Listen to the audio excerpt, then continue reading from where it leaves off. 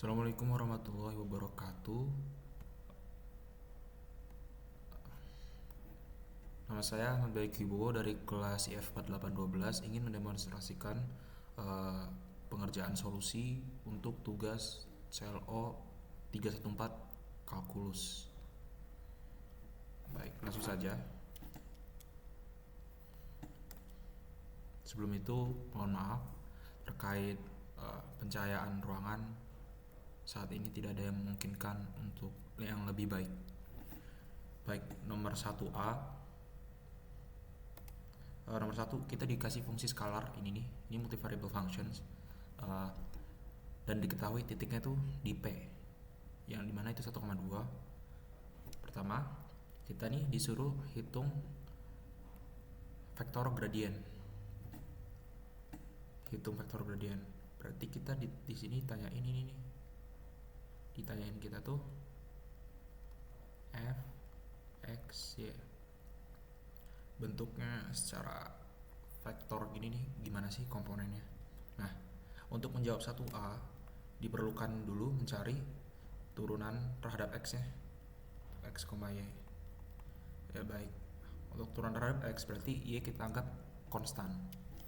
Berarti di sini kita hanya mendapatkan turunannya adalah dari x kuadrat, yakni 2x ya. Sedangkan untuk dari y, x kita anggap konstan, sehingga kita mendapatkan turunan dari min 3y kuadrat, yakni min 6y. Lalu kita coba konstruksikan vektor gradiennya secara umum. X, y itu kan ini ya, fx x, y untuk komponen sumbu x ya, untuk komponen sumbu x yang searah sumbu x positif, fy x, y yang juga yang searah sumbu y yang positif. Lalu fx tadi kita sudah dapatkan 2x, berarti adalah 2xy tambah min 6yj. Yaudah, saya langsung aja min sini. Min 6yj. Ini untuk nomor 1A. Lanjut untuk 1B. Nah, kita ditanyain kalau untuk di titik P tuh gimana sih? Ya udah, tinggal ini aja, f pada titik P, atau kita bisa ngomong seperti ini, vektor gradien untuk f P itu sendiri kita eksplisitkan 1,2, berarti 1,2 berarti kita dapat fx 1,2 i ditambah fy 1,2 j. Oke, lalu berarti tugas kita sekarang adalah mencari fx 1,2 itu nilai kayak gimana. Nah, untuk mencari nilai ini ya kita refer aja ke sini. Kita masukin 1,2. Berarti 2 kali 1 kan? Berarti 2.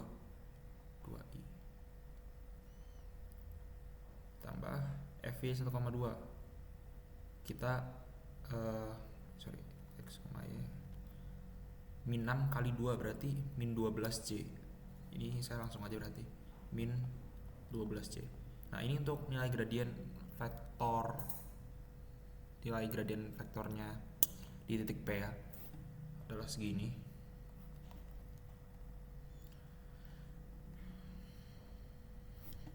Lanjut 1C. Nah, kita disuruh menghitung turunan berarah di titik P. Nah, yang dimana tuh dia tuh turunan berarah itu kan u ya, searah vektor satuan u. Nah, kata vektor satuan u itu dia tuh searah sama vektor a nih.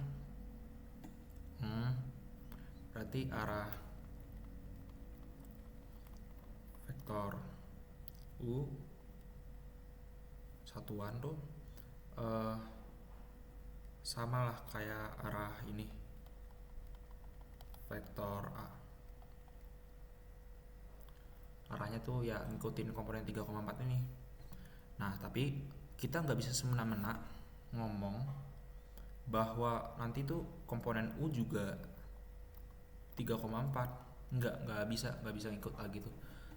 Karena diwajibkan untuk vektornya itu vektor satuan. Maka kita cek dulu nih, norm A tadi tuh kita cek dulu, berarti norm A berarti kan akar dari 3 kuadrat plus 4 kuadrat, triple Pythagoras 5 ya. Nah, normnya ini 5. Padahal kita butuh yang dimana normnya itu 1. Berarti kita normalisasi A-nya aja. Setelah kita normalisasi, vektor hasil normalisasi tersebut kita jadikan vektor U itu. Berarti vektor U nanti itu adalah vektor A, norm A dibagi norm A, yang dimana 3,4 dibagi dengan 5, kita dapat nanti 3/5,4/5. Nah, ini nanti yang akan menjadi U1 dan ini akan menjadi U2. Berarti kan kita tanya turun berarah ini ya, DU untuk F pada titik P yakni 1,2. Berarti rumusnya kayak biasa aja. Ini sebenarnya kan terkait dengan dot product ya. Komponen dari vektor gradien di titik tersebut dikalikan komponen-komponen di vektor satuan U-nya. Berarti tinggal langsung aja di sini fx 1,2 saya dot productkan dengan U1 berarti tambah fy 1,2 saya dot productkan dengan U2. Nah, fx 1,2 kita udah dapat itu dia 2 kalikan U1 itu tadi 3/5 ditambah F 1,2 itu tadi kita hitung udah min 12 ya, min 12 kita kalikan dengan U2 yakni 4/5. Nah, dapat nih kita 6/5 kita kurangi dengan 12 kali 4 48/5, yang dimana hasilnya adalah minus 42/5. Nah, ini untuk ini apa namanya, nilai dari turunan berarah vektor ini di titik P untuk fungsi di titik P ya. Kita lanjut ke soal 1D nih. 1D. Pertanyaannya, di arah mana sih turunan tuh berarah dari F di titik P, pada arah mana turunan berarah dari F di titik P itu bernilai maksimum. Oh, berarti kan kita tahu turunan berarah yang secara vektor satuan U itu untuk fungsi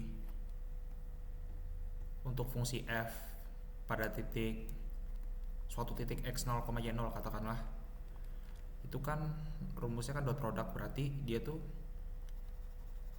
vektor gradien untuk yang F-nya, fungsi F-nya sendiri dikalikan norm dari vektor satuan U kita kalikan dengan cos theta. Baik, berarti dia ini bakal maksimum ketika tetanya 0 derajat. Karena ketika tetanya 0 derajat dia berimplikasi pada sudut antara vektor gradien, sudut apitnya mereka ini gradien sama yang searah dengan vektor satuan U ini, dia bakal 0. Jadi mana dia tuh ya katakanlah dia tuh searah, mereka ini searah, berimplikasi pada itu searah, dan dimana cos tetanya dia bernilai 1 nanti, cos tetanya akan nilai 1. Nah, berarti ini kita kalau tetanya 0 kan berarti kita punya ini mohon maaf, F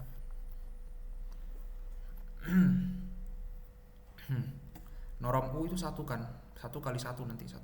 Nah jadi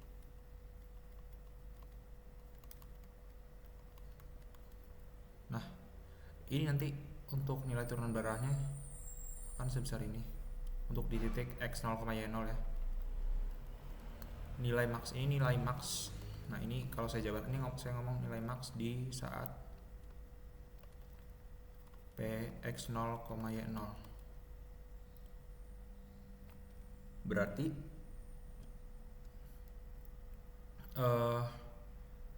nanti arah mana turunan berarah ini, dia akan searah dengan ini, searah dengan, kan gini, turunan berarahnya searah dengan vektor satuan U. Berarti vektor satuan U tadi kan kita ngomong dia searah dengan vektor gradiennya kan. Berarti saat dia ini turunan berarahnya ini searah dengan vektor gradiennya, nilai maksnya ya seperti ini. Ya, lebih baik kita lanjut di kalkulasi biar nanti lebih enak lihatnya. Berarti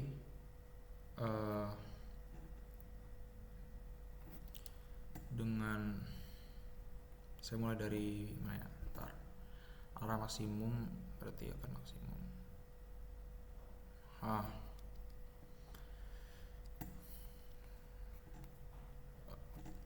Saya ngomong gini aja.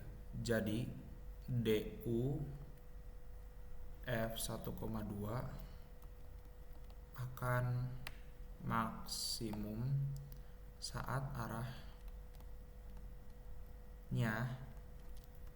yang dimana dia tuh searah sama vektor satuan U ini searah dengan, dia kan ngomong di titik P ya, saat searah dengan vektor gradien pada titik P yakni 1,2, yakni saat dia searah dengan 2,-12. Nah berarti kalau mau saya eksplisitkan lagi, ini sebenarnya saya udah jawab arahnya ini, tapi biar lebih umum, saat turunan berarahnya searah vektor satuan U, berarti kita konstruksikan vektor satuan U, katanya dia searah sama ini, searah dengan ini, tapi karena ini akar 2 kuadrat ditambah negatif 12 kuadrat itu tidak sama dengan 1, kita harus normalisasi dulu.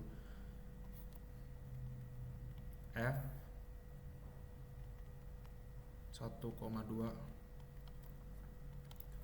berarti 2,-12 dibagi akar dari 2 kuadrat ditambah negatif 12 kita kuadratkan. Saya punya 2,-12 vektornya akar dari 4 tambah 1, 4, 4 2,-12 akar dari 148. Jadi nanti vektor U itu 2,-12 148 itu 37 kali 4, akar 4 kali akar 37 berarti 2 akar 37. Berarti nanti saya punya vektor satuan U 1/37 akar 37, 12 bagi 2 min 6/37 akar 37. Ini saya rasionalkan langsung aja. Nah nanti tuh berarti nih, arah mana sih turunan berarah F di titik P berada maksimum pada saat turunannya itu searah segini nih, searah ini, searah vektor satuannya dia sendiri yang U ini, searah ini, atau katakanlah dia searah ini juga, doesn't matter. Nah maksnya dari DU nilai maksimum ya, nilai maksimum dari DU F1,2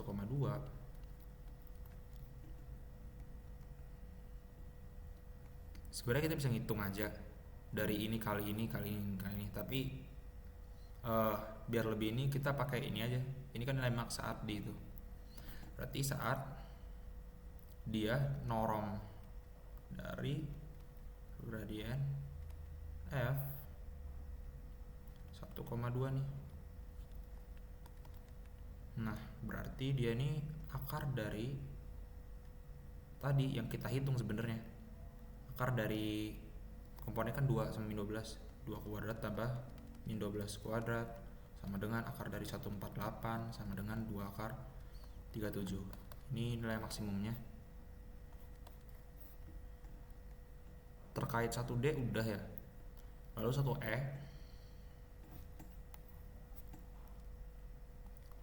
1E itu arah vektor unit V di mana turun barah dV itu P0.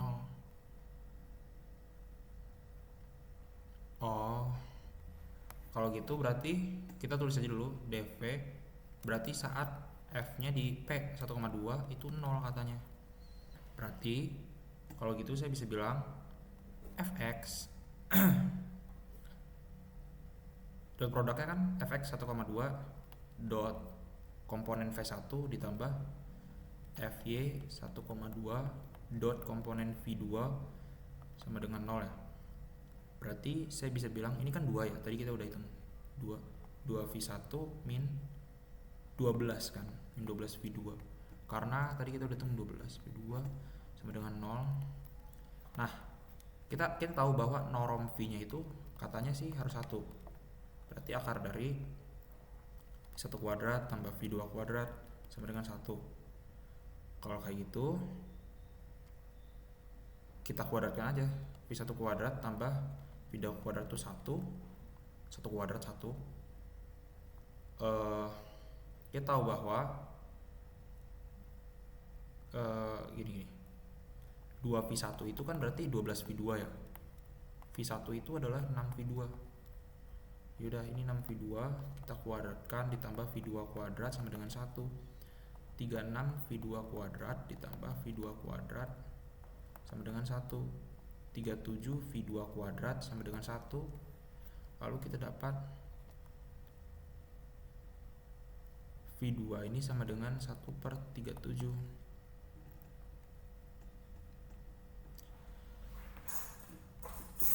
Itu V2. Lalu setelah itu nanti saya punya V2 kuadrat. V2 itu nanti adalah 1/37.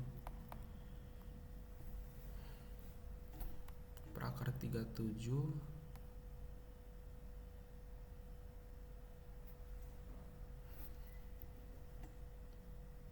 sama dengan sebenarnya bisa ini ya, plus min 1/37.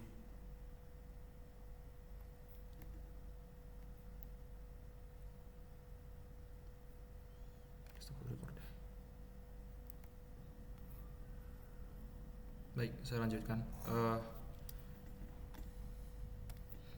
Ini saya ambil karena nanti kan yang searah aja, jadi searah tuh kan bisa aja komponennya kan emang berbeda tapi dia tetap searah.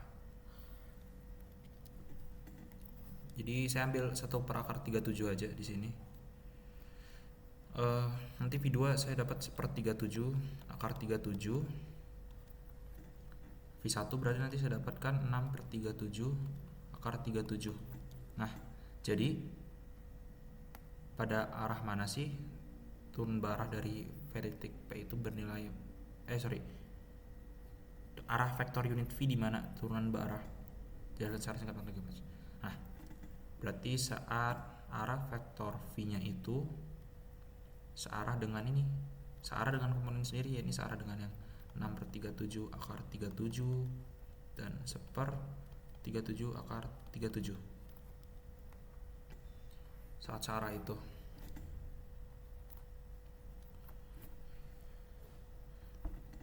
Baik, saya coba lanjutkan. Diminta di sini makna geometris ya.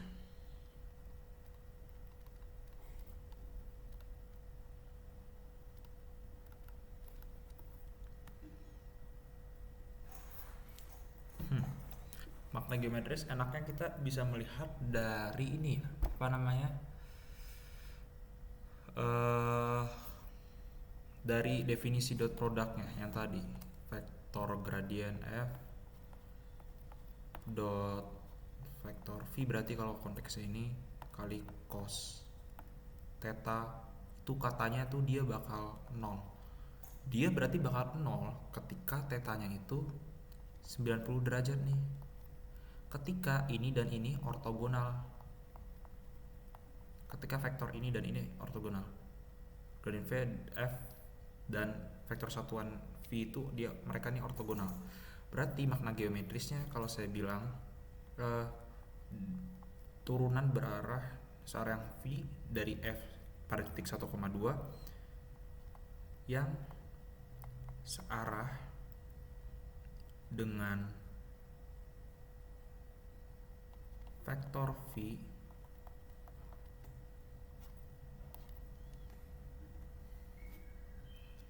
entah mau bentuk arah, mau yang penting yang searah lah, yang searah sama ini nih, searah sama ini, dia ini ortogonal dengan vektor gradien di P 1,2 nih, ya kan?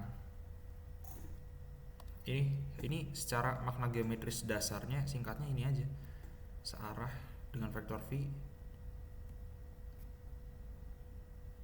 ortogonal dengan gradien di P 1,2. Ini makna dari ini dv Fp sama dengan 0. Karena apa? Ya tadi definisi dot product yang menyatakan bahwa mereka ini saling tegak lurus sehingga dapatkan 0. Mungkin kalau secara dinamikanya itu tuh gimana sih? Gini ya.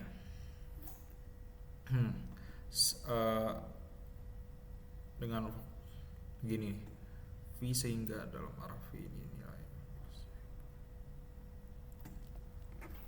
Tapi kayaknya nggak perlu saya jelaskan sih soalnya. Saya lanjut aja ke bukti aja. Buktinya bahwa ini bakal 0. Coba kita buktinya pakai dot product biasa aja. Berarti tadi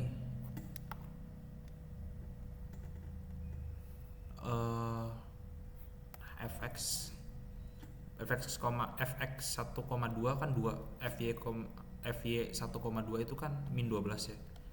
Kita dot product kan dengan ini 6/37 akar 37, 1/37 akar 37.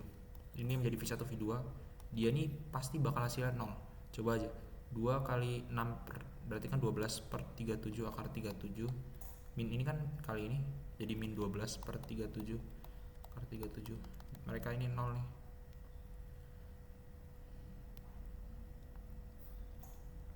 Nah, implikasi ini sebenarnya nih mengarah pada ini nih.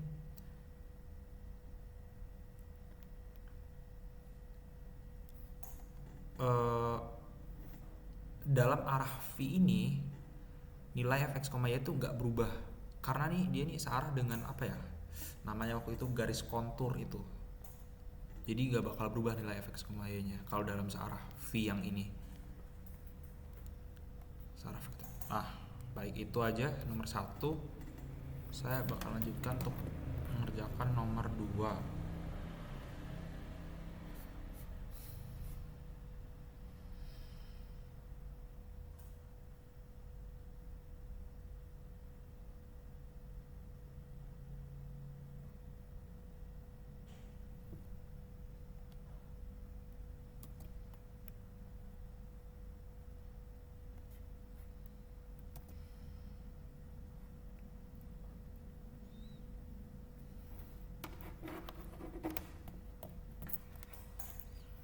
Baik, turunan parsial nomor pertama ini menurunkan biasa aja fx untuk x, y, berarti y nya kita anggap konstan. Kita dapatkan 3x kuadrat min 3 karena kita hanya memainkan yang bagian sini aja. Lalu fy untuk x, y itu dia kan ini apa namanya, x nya anggap konstan, jadi kita ambil turun dari y kuadrat aja, berarti 2y. Lalu untuk B, titik stasioner. Nah, kita menentukan titik stasioner nih. Gimana cara menentukan titik stasioner? Berarti saat di mana fx-nya 0 atau fy-nya 0, fx 0 dan fy 0, which is maksudnya saat vektor gradien fx, y ini 0. Berarti fx x, y 0, fy x, y 0. Nah, terus saya lanjutkan. Pada saat ini di fx kita mainkan aljabar aja di sini. 3x kuadrat 3x min 3 itu 0. Fy tadi 2y itu 0. Nah, berarti ini kita buat 3x kuadrat min 1 itu 0. Berarti x kuadrat min 1 itu 0. Berarti x plus 1, x min 1, 0. Kita pakai ini kan x kuadrat min 1 kuadrat dengan 0. Berarti saya dapat x-nya itu bisa min 1 ataupun x-nya bisa 1 ya. Untuk ini 2 sama dengan 0 jelas y-nya itu 0. Berarti nanti titik-titik stasioner yang bisa dikonstruksi dari apa yang kita dapat tuh ini ya. Ada min 1,0 lalu 1,0 nih. Dan ya. Ini juga syaratnya dan. Lanjut C, hitung turun. Oh, kita mainan turun parsial kedua. Pertama tanyakan adalah fxx x, y. Dari fx yang ini kita turunkan lagi terhadap x nih. Berarti 6x kita punya. F y dari turunan yang y kita turunkan terhadap y. Berarti ambil aja depannya 2. Dari fx kita ambil aja yang y-nya nih.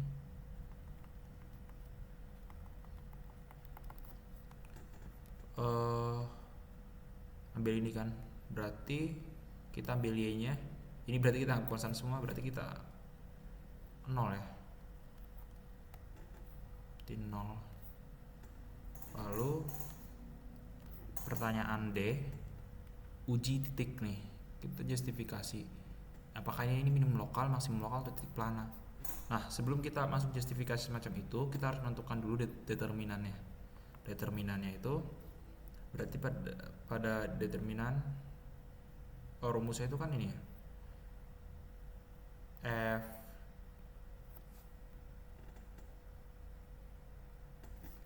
fxx berarti ya fxx kalikan fyy kita kurangi dengan fxy dikuadratkan. Nah, tapi ini nih udah dalam bentuk titik tertentu ya, udah dalam bentuk titik tertentu. Ini juga udah dalam bentuk tertentu, titik yang mana? Titik stasioner kita pakainya, karena kita uji ini stasioner ini. Baik. Nah, untuk min 1,0 berarti kita ngecek determinan untuk ini min 1,0 dia itu fxx untuk min 1,0 kita kalikan dengan fyy min 1,0 kita kurangi dengan fxy min 1,0 lalu kita jangan lupa untuk mengkuadratkannya.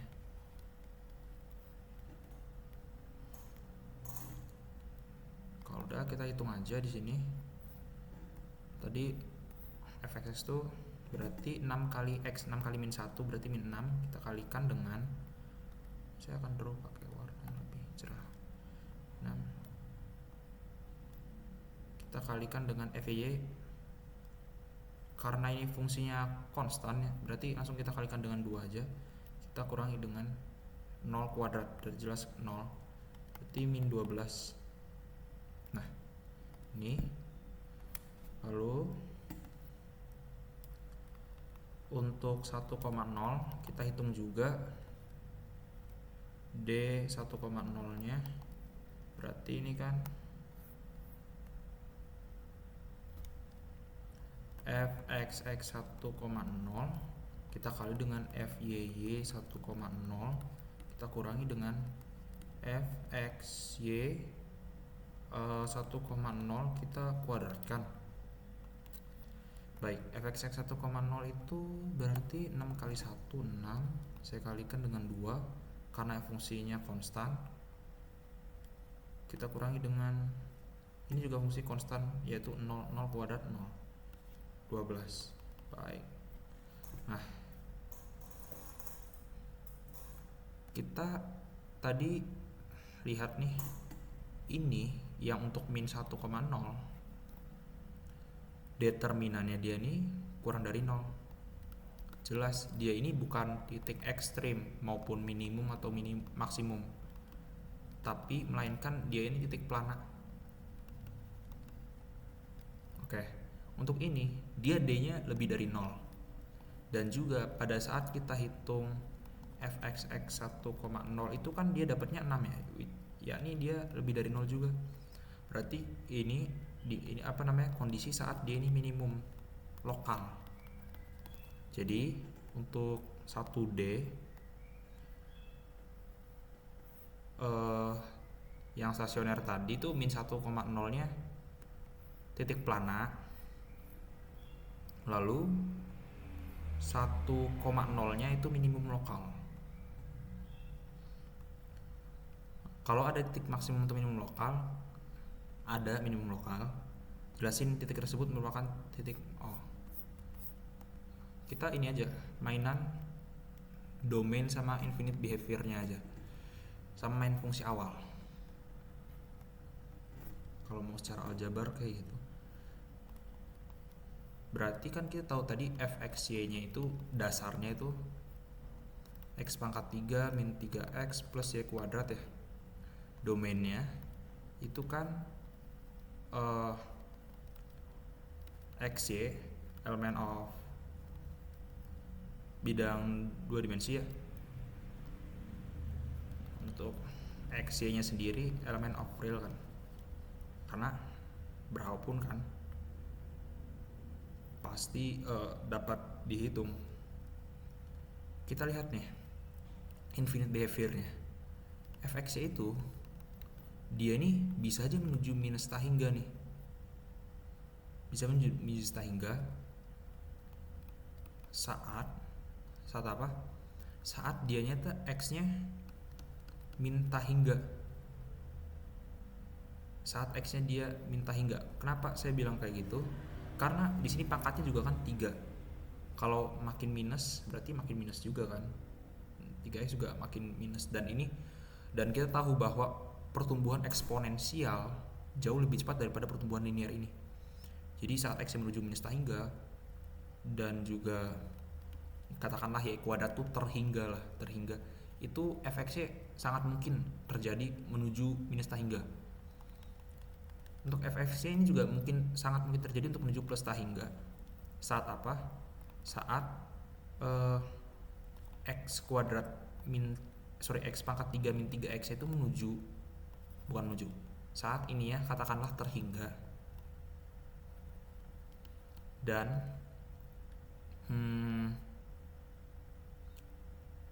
y kuadratnya menuju plus tahingga, atau y kuadrat menuju plus tahingga, atau y nya bisa menuju plus min tahingga kan ya. Nah itu nih, kita tahu dari sini si fungsi ini bisa, kita tahu dari sini nih fungsi ini bisa berkeliarannya bebas banget. Jadi nggak ada constraint tertentu lah. Lalu kalau saya mau buat kesimpulan yang rada matematis, mungkin ini titik 1,0 itu cuman belongs to kayak dia tuh berlaku ini sebagai minimum lokal. Tetapi mungkin aja nih, tapi tidak sebagai minimum global.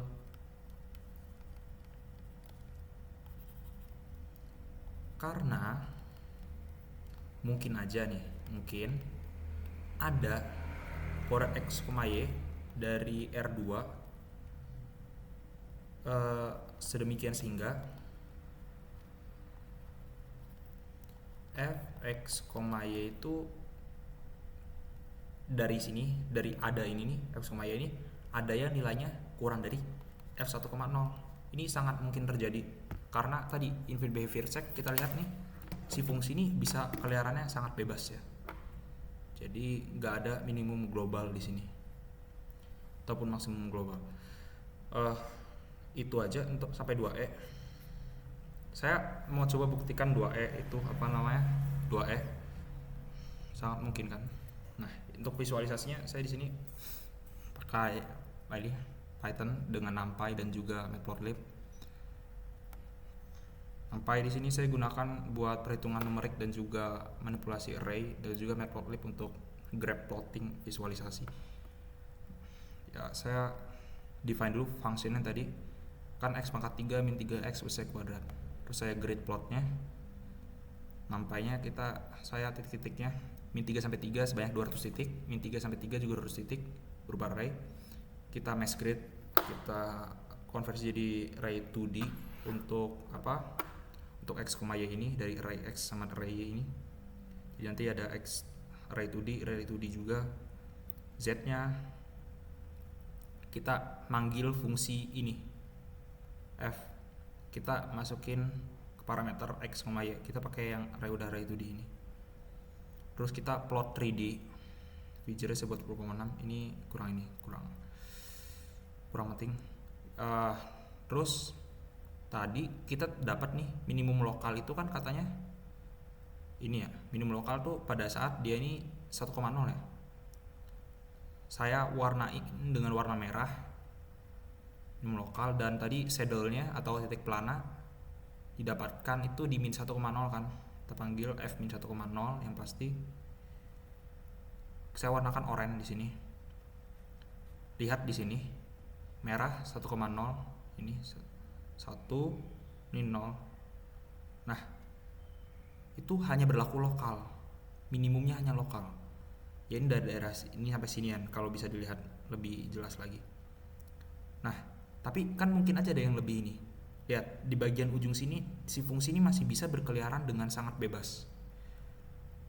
Jadi mungkin aja ada x, y yang membuat fx, y itu lebih kecil daripada f 1,0.